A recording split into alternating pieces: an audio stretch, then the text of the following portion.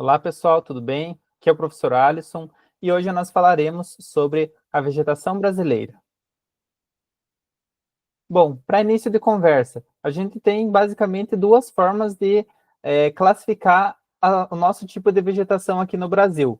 Uma dessas formas é a partir dos biomas, que a gente pode pegar um atlas, por exemplo, é bem comum que apareçam nos atlas lá do IBGE, é uma classificação mais usual a partir dos biomas. E outra é a classificação a partir dos domínios morfoclimáticos, que foi proposto por Aziz Absaber no passado, a partir de alguns estudos que ele fez aí no território brasileiro.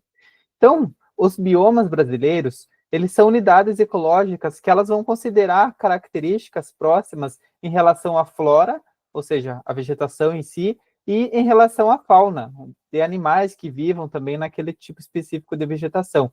Então, basicamente, pega-se vegetações que elas são parecidas e também animais que vivam ali, que possuem características próprias, que vivam, né, apenas dentro daquele tipo de vegetação, ou seja, dentro daquele ecossistema, basicamente.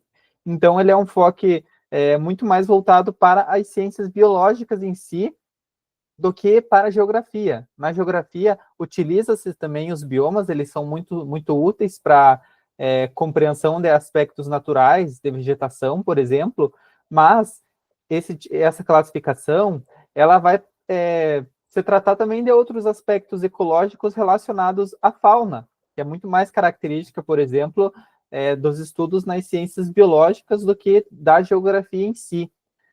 No caso da geografia, a gente poderia falar, então, dos domínios morfoclimáticos, que foi proposto por um geógrafo. No caso dos domínios morfoclimáticos, eles vão considerar grandes áreas, assim como os biomas, mas eles não vão levar só em conta a vegetação específica, mas vai levar em conta também o clima, o relevo, o solo e algumas outras características que elas, então, vão determinar para que aquele tipo de vegetação tenha aquela característica. Então, agora ele não vai pegar só o tipo de vegetação e a fauna que esteja ali presente. Ele vai buscar identificar quais características que influenciaram para a vegetação ser daquele jeito e estar naquele determinado local, ter aquela determinada área, ok? Então, os domínios morfoclimáticos, eles vão buscar, além só dessas características, eles vão buscar também relacionar com o clima. Então, como que o clima vai determinar o tipo de vegetação? Como que o relevo determina para que a vegetação seja daquela forma ou não seja? Como que o solo pode influenciar também os tipos de vegetação? Então, são várias características colocadas quando a gente considera os domínios morfoclimáticos. Aqui nós temos dois mapas que vocês podem ver que eles são até parecidos. Então, essas classificações, elas acabam se complementando muitas vezes, apesar de terem enfoques diferentes. Então, no caso dos biomas, vai ter lá uma determinada característica, um determinado objetivo, quando utiliza-se essa classificação, e quando fala-se dos domínios morfoclimáticos, a gente vai levar em conta, então, outros aspectos. Tá? Então, são duas formas de classificar a vegetação brasileira. Vocês podem observar aqui nos mapas que elas são muito parecidas em alguns aspectos. Então, por exemplo, alguns acabam se repetindo e quase que na mesma área, como o cerrado.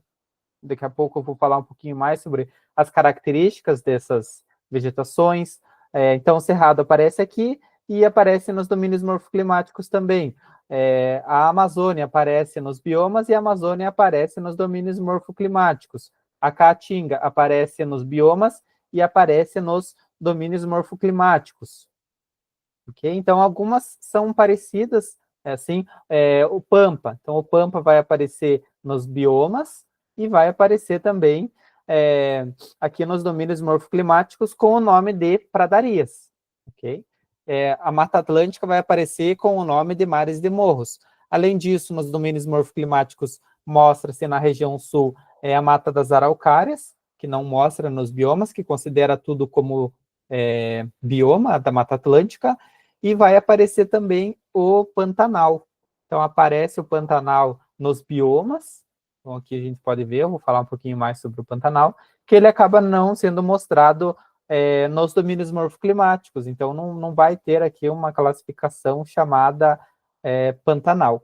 E outra coisa que vai diferenciar os dois é que, no caso dos biomas, eles aparecem bem delimitados, assim, onde que termina um, aonde que começa outro. Enquanto nos domínios morfoclimáticos, existem o que é chamado de faixas de transição. Então, essas faixas de transição é onde está ocorrendo a mudança de uma vegetação para começar outra. Então, não existe uma linha que divide até onde vai o cerrado e logo em seguida já começa a floresta amazônica. Então, há essa compreensão de que há uma faixa de transição. Então, o cerrado vai se transformando ao longo de uma certa faixa ali, até chegar lá no bioma amazônico constituído. E assim como as outras. Então, existem essas faixas de transição que estão entre os domínios morfoclimáticos.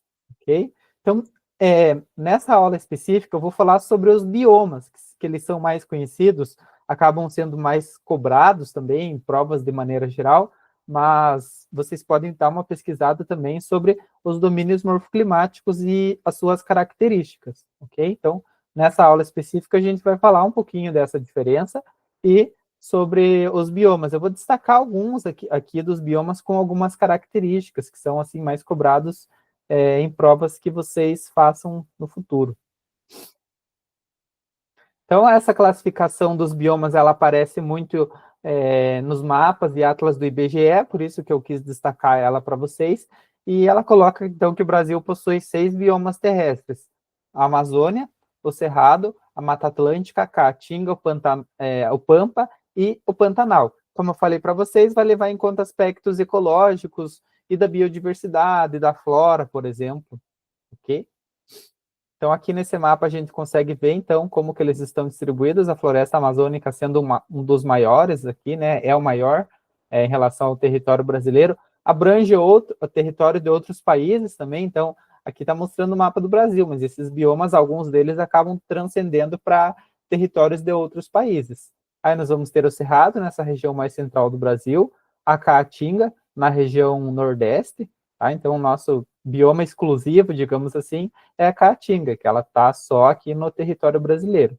Aí nós vamos ter a Mata Atlântica, mostrado aqui próximo do litoral, próximo do Oceano Atlântico, por isso o nome.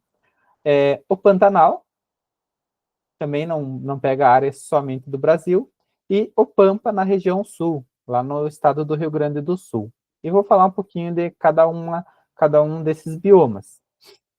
Começando pela Amazônia, então ele é o maior bioma que nós temos aqui no território brasileiro.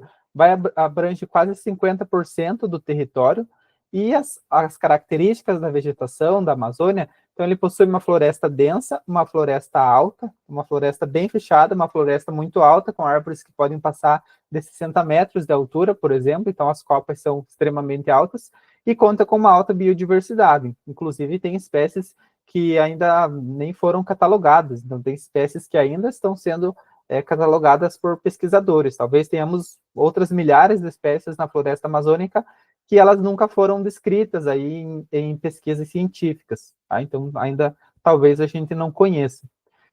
Então, essa vegetação, como que ela chegou aí nessa forma, nesse aspecto? A partir de um clima equatorial. Então, se a gente fosse considerar aqui, nesse caso, só o clima, então o clima equatorial é um clima quente e úmido o ano todo. Está próximo da linha do Equador, a floresta amazônica, então possui um clima quente e possui um clima úmido. Em algumas áreas da floresta amazônica chove todo dia e durante o ano todo. Então, é uma floresta extremamente quente e extremamente úmida.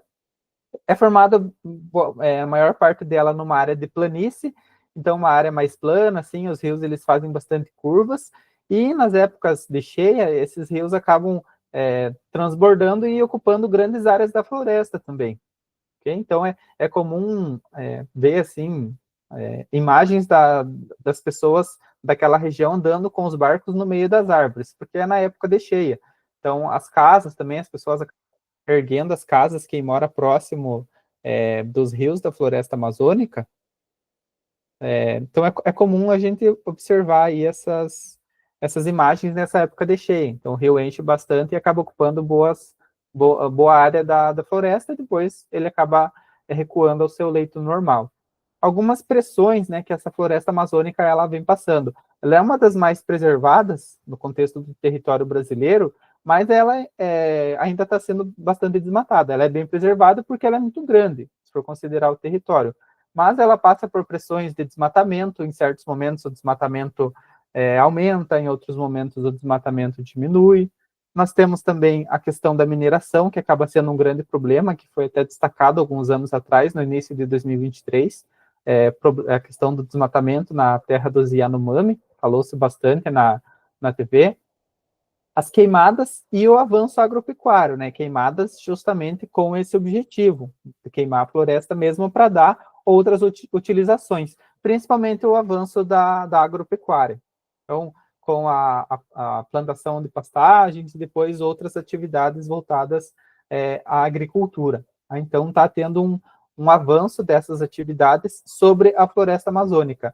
Nós temos diversas aí unidades de conservação na floresta amazônica, e como eu já falei, tem períodos que o desmatamento aumenta e tem períodos que esse desmatamento vai diminuir, influenciado, né, por uma série de fatores, questões políticas e governamentais que estejam ocorrendo naquele momento, podem influenciar também o desmatamento na Amazônia, mas as principais pressões, né, que a floresta passa, além do desmatamento, ocorre pela mineração, principalmente na poluição do solo, das águas, dos rios, e nas queimadas e no avanço agropecuário. Então, é o que mais pressiona hoje a floresta amazônica, o que mais acaba impactando. Então, aqui, né, eu falei para vocês da floresta amazônica, que ela não está só no Brasil, então vejam que ela acaba ocupando outros países aqui da América do Sul. Então, 61% dela está no Brasil, mas nós temos 8% na Bolívia, 11% no Peru, 6% na Colômbia, quase 6% na Venezuela, e outros territórios inteiros ali que acabam sendo abrangidos pela floresta amazônica, como a Guiana, Suriname e o território da Guiana Francesa também. Então, só para vocês terem uma noção de quão grande é esse bioma chamado Amazônia. Próximo, Cerrado. Então, o Cerrado é o segundo maior bioma e ocupa boa parte da área central do território brasileiro. Okay? Então, o tipo de vegetação é uma savana tropical, ou seja, vai estar relacionado, né, com o clima tropical, que é um clima que possui uma estação seca e uma estação chuvosa, não possui uma estação quente e uma estação fria, não. Então, não vai ter o inverno frio e o verão quente. Vai ser basicamente calor o ano todo, não vai ter grande variação térmica. Então, o que há é uma estação seca e uma estação chuvosa, essa característica do clima tropical que acaba influenciando também na formação do cerrado. As árvores, elas são formadas por árvores retorcidas, de médio porte, e gramíneas, ou seja, né, áreas de campos, vegetação mais rasteira. Essas árvores, elas são retorcidas porque ocorrem alguns incêndios naturais nessa área, e as árvores, elas foram se adaptando para resistirem a esses incêndios e a essas queimadas. Então, por isso que ela possui essa característica de terem os galhos ali, como mostra na imagem, todos tortos e retorcidos, é uma forma que a vegetação se adaptou para resistir ao fogo. E o fogo, no caso, quando é natural do cerrado, ele acaba contribuindo até para a fertilidade do solo, que acaba fazendo com que os minerais voltem para o solo de maneira mais rápida. Então, no caso, né, quando as queimadas são naturais. O que mais? Então, ali está falando da savana, o cerrado é conhecido, né, como a savana brasileira. Então, a mesma savana que a gente encontra no continente africano é muito próximo do que a gente tem do cerrado brasileiro. Então, a característica das vegetações ela é muito parecida, com árvores meio esparsas, algumas áreas aí de campo, clima tropical. Então, é o que a gente consegue observar no continente africano, quando aparecem documentários, quando aparecem filmes. Então, é muito próximo do que seria. No caso do Brasil, quase metade já do cerrado brasileiro ele já foi desmatado e transformado em outras áreas, sejam áreas agricultáveis, cidades, ou áreas voltadas à pecuária mesmo, ou outras atividades econômicas. Então, é um bioma que passa por uma alta degradação. O que mais ameaça o cerrado hoje é a agropecuária, e grandes áreas de monoculturas, como soja e milho. Então, acaba se tirando o cerrado para o desenvolvimento de outras atividades econômicas. Tá? O próximo, então, destacado aqui é a Mata Atlântica. Então, a Mata Atlântica, ela foi muito fragmentada, ela foi muito desmatada. Então, é um dos que menos tem ainda remanescente hoje no Brasil.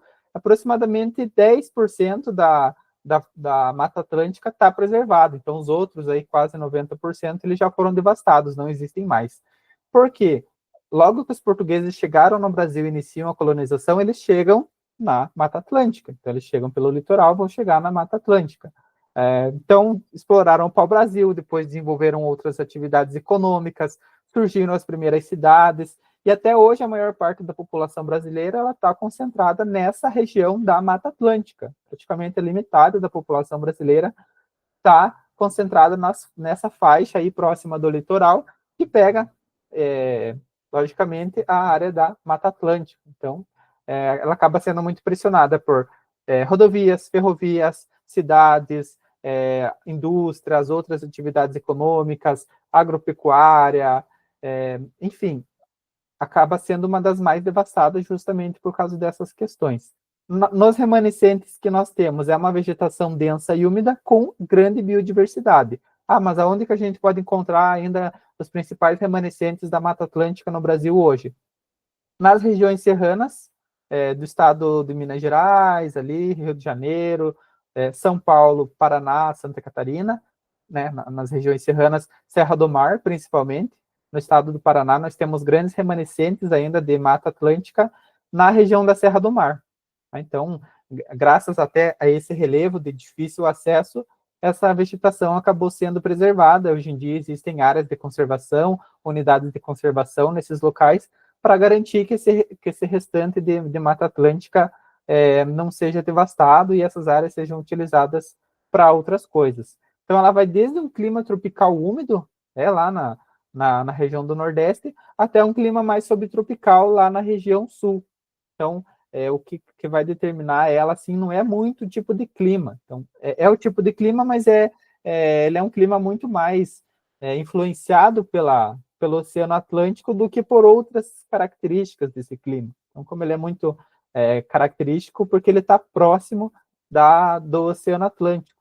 Tá? Então, por isso que vai trazer bastante umidade para essas regiões, por isso que ela vai ser uma floresta úmida. Então, se a floresta é úmida, há grande chance dela se desenvolver bem e ter grande biodiversidade. Então, se tem bastante árvores, se é uma floresta densa, vai ter uma grande biodiversidade também. Então, essa é a Mata Atlântica brasileira. Aqui nessa imagem, aqui, só antes de eu mudar, mostra como que era a Mata Atlântica original, se der para ver bem aí para vocês, e como que ela está hoje, né, com alguns remanescentes, principalmente em áreas, né, que o relevo ele não é tão favorável, como a Serra do Mar, por exemplo. Próximo, a Caatinga, que eu falei, né, que é exclusivamente do Brasil. Então, ela está só no território brasileiro, a Caatinga, e ela está num clima semiárido. Então, o que é um clima semiárido? Né? Um clima semiárido quase árido. Então, ele possui chuvas escassas e chuvas irregulares, ou seja, é um clima quente, nesse caso específico é quente, e ele é extremamente seco, quase tão seco quanto um deserto, mas ainda ele não é um clima desértico, é um clima semiárido. Então, alguns locais da Caatinga podem ficar meses ou até anos ali sem receber chuva, ok? Então, é um clima extremamente seco aí nesse sentido. Não tanto quanto o deserto, mas é o mais seco aqui do Brasil, é o mais seco em relação a outros tipos de vegetação. Então, a vegetação ela teve que se adaptar a esse clima seco. Como? Através de arbustos que conseguiram sobreviver, através de cactos, através de árvores com folhas pequenas e folhas que caem durante os períodos mais secos, e daí elas voltam a se regenerar durante o período das chuvas. Então, nós temos também o período da chuva nessa região. Então, você olha lá, aquela vegetação ela está extremamente seca, parece que não tem nada vivo. Mas, quando caem as primeiras chuvas, esse bioma volta a se regenerar, as árvores voltam a ter folhas, a vegetação volta a crescer e fica tudo verde de novo. Então, um dos problemas que mais acaba impactando hoje a caatinga brasileira é o desmatamento por uso do solo. Então, o uso do solo para diversas finalidades, até áreas da agricultura, como agriculturas irrigadas, por exemplo, outras atividades econômicas e processos de desertificação. Então, nós temos áreas ali na Caatinga brasileira, vou tentar mostrar aqui para vocês.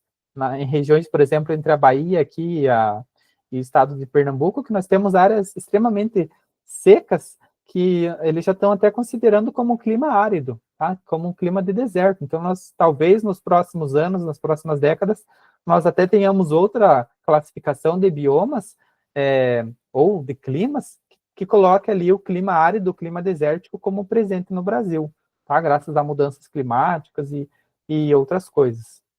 Mas, por enquanto, é isso. Então, é uma vegetação de clima semiárido com a vegetação adaptada a esse tipo de clima. É muito comum a presença de cactos, de palmas, algumas espécies, né, de cactos, como mandacaru, por exemplo, que é bem típico da região Nordeste, ok? E a população, né, acaba tendo que se adaptar também, principalmente nessa região mais central aqui, conhecida é, como o sertão aqui do Nordeste. Então, as pessoas acabam tendo que se adaptar também, buscando água em açudes, fazendo cisternas para guardar água na época quando chove, para usar na época que não está chovendo, na época da seca. Então, a vegetação, os animais, a população acaba tendo que se adaptar também a esse tipo de característica. Então, por isso que a vegetação é dessa forma, por isso que o bioma é desse jeito, por isso que tem essa característica. Próximo é o Pampa, então ele está presente no Brasil, no estado do Rio Grande do Sul, então bem nessa área sul aqui, e pega áreas de outros países, né, como a Argentina e o Uruguai. Então é uma vegetação de campos, com gramas e pequenos arbustos. É muito comum que a gente tenha uma área de matas mesmo, mais fechada, próximo dos rios, que são chamadas as matas de galeria. Então, ela é bem típica do clima subtropical, que é aquele clima mais frio, com estações bem definidas. Então, tem o inverno frio, o verão quente, a gente consegue observar bem a diferença desses dois tipos de clima.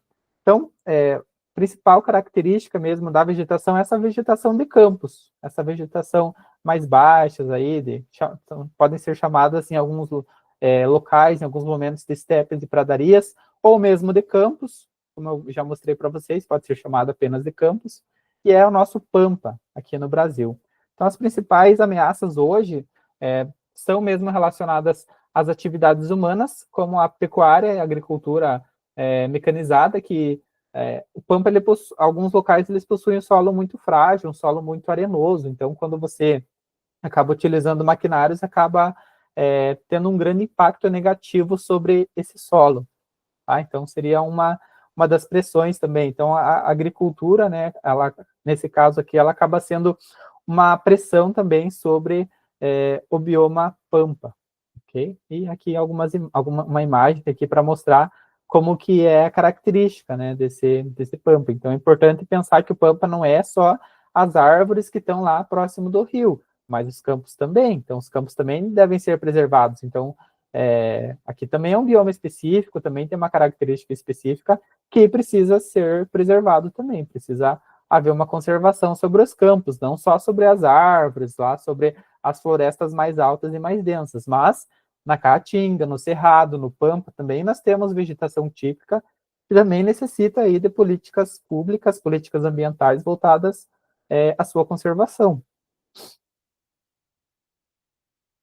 Então, próximo aqui é o Pantanal. Então, o Pantanal, ele está numa área de planície, né? Antes de tudo, é uma área lá de planície, então aqui o relevo acaba influenciando também.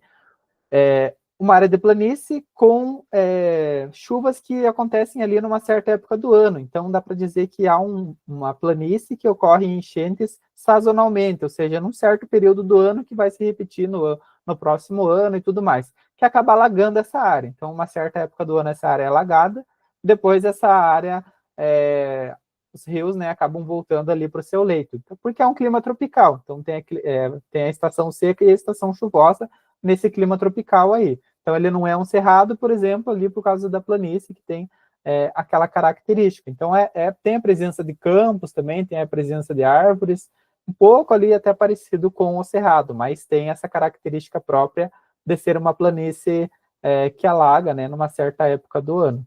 Então, as principais ameaças para o Pantanal hoje são a construção de hidrelétricas, que vão acabar impactando nesse fluxo de água aí que vem dessa época das cheias, as queimadas na época de seca. Então, na época de seca, a vegetação ela fica bem seca realmente, com esse aspecto seco, E as queimadas, então, acabam sendo uma grande ameaça para o Pantanal, porque ele não é tão adaptado quanto o Cerrado. O Cerrado está próximo ali, ele é adaptado às queimadas, enquanto o Pantanal não é adaptado, então acaba tendo muita perda da biodiversidade, tanto das plantas quanto dos animais, e a agropecuária também acaba impactando aí no Pantanal, quanto à sua conservação. Então, esses eram os biomas, aqui um pouquinho dos domínios morfoclimáticos, então só para vocês relembrarem. Então, nós temos alguns que eles estão muito próximos ali, né, da onde seriam os biomas, como a Amazônia, por exemplo, o Cerrado, a Caatinga, mas os domínios morfoclimáticos, então, eles estão levando em conta vários outros aspectos, como o clima, o relevo, o solo, então algumas características ali que vão determinar um domínio morfoclimático. E o domínio morfoclimático também é importante vocês lembrarem que ele vai incluir as faixas de transição. Então, o Aziz Absaber entendia que um bioma ele não estava exatamente assim alinhado com o outro, onde começa um, onde termina um, já vai começar outro. Ele entende que tem essas faixas de transição de um bioma até chegar em outro. E aqui ele propõe também essa outra divisão das matas de araucárias, que ele coloca, e ele entende ali como o Pantanal sendo uma área de transição, tá? Então uma área de transição entre o cerrado e em algum outro tipo de vegetação. Então, só para relembrar essas diferenças, que seria importante da aula de hoje, então, nos domínios morfoclimáticos, vai levar em conta a base física natural, ou seja, a vegetação, o clima, tipo de solo, as características do relevo, enquanto nos biomas, que é muito comum de ser apresentados pelo IBGE, por exemplo, dá uma ênfase mais ecológica nos ecossistemas, na flora, ou seja, o tipo ali da vegetação em si, a característica da vegetação em si, e também a fauna presente ali no contexto dessa vegetação e desse ecossistema. Então, basicamente, essa é a diferença entre as duas classificações. Então, aqui um pouquinho da importância da vegetação. Então, a vegetação ela vai ser importante para regular o clima, para regular o ciclo da água. Então, a vegetação tem uma importância hidrológica muito, muito relevante. Existem muitas pesquisas que falam, por exemplo, sobre a importância da vegetação relacionada à água. Nós temos o exemplo da Amazônia, que temos lá os rios voadores, tá? Então, fala-se bastante da importância da Amazônia, mas ela tem essa outra importância também. Então, o que acontece com a Amazônia? Então, ela recebe ventos do mar, ventos úmidos que vêm do Oceano Atlântico, acabam vindo aqui na floresta e contribuindo para as chuvas na floresta e tudo mais. E essa água ela volta para a atmosfera por meio do vapor de água, porque aqui é uma região muito quente e muito úmida. Esses ventos quentes eles acabam vindo na direção do interior do continente e acabam encontrando aqui a Cordilheira dos Andes nessa região. E a partir disso, esses ventos acabam vindo aqui para a região centro-sul do Brasil. Então, esses ventos úmidos, eles acabam trazendo umidade para a região sul do Brasil, que quando encontram frentes frias que vêm lá do extremo sul, acabam gerando chuvas para essa região aqui, para a região centro-oeste, para a região sudeste e especialmente para a região sul do Brasil. Então, se nós não tivéssemos a floresta amazônica ou não tivéssemos a Cordilheira dos Andes, por exemplo, nós teríamos uma alteração grande nos regimes de chuva aqui na região sul. Provavelmente seria uma região mais seca. Então, um exemplo aqui só, né, de como que a floresta amazônica, ela acaba atuando no fornecimento de água, por exemplo, e outros biomas, eles têm outros tipos de contribuição. Claro que nós temos que ter atividades econômicas, cidades, temos que ter agricultura, mas também, né, precisamos de políticas ambientais que façam com que haja uma legislação que respeite as florestas também, que consigam alinhar, então, o desenvolvimento econômico com a conservação ambiental, né, promovendo um desenvolvimento sustentável. Seria esse objetivo, então, né, chegar a um desenvolvimento sustentável. Para finalizar aqui a aula, uma atividade, tá? Para a gente marcar a correta, vou lendo com vocês. Sobre os biomas brasileiros, assinalar a alternativa correta. Então, a primeira fala, Mata Atlântica é o bioma mais preservado do país, com mais de 80% da sua cobertura vegetal, né? Já falei, tá errado. A Caatinga é exclusiva do Brasil e possui vegetação adaptada a ambientes úmidos, não, né? Ambientes secos. O Pantanal é um bioma de planícies sazonalmente alagadas, ou seja, uma certa época do ano se repete, com grande biodiversidade. Sim, tá certo. A letra D, o Cerrado está localizado apenas na região sul? Não, está errado. Fala que é pouco impactado pela agricultura, que está errado também.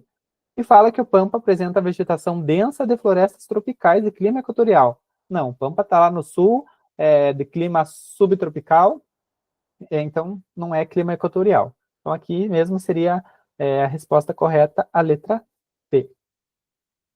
Então, pessoal, agradeço aí pela atenção de vocês. Fiquem acompanhando o canal, que nas próximas semanas aí nós teremos mais aulas. Muito obrigado, até a próxima.